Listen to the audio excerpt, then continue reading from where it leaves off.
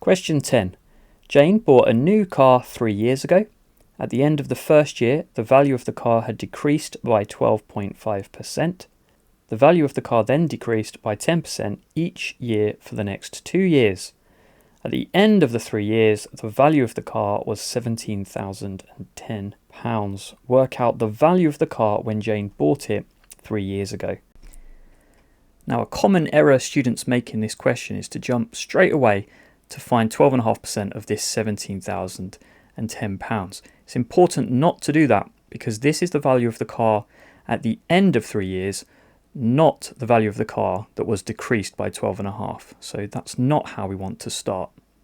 We want to track the purchase of the car, but in order to do that, I'm firstly just going to have a quick look at how to find the multipliers to decrease by 12.5 and 10%. And so if your starting value is 100% and you take away 12.5%, you are finding 87.5% of it, which as a decimal is to multiply by 0.875. Similarly, when I want to decrease by 10%, 100 take away 10 is 90%, which would be the same as multiplying by 0.9. So let's track the price of this car. We don't know how much it was originally, but after the first year, it had decreased by 12.5%.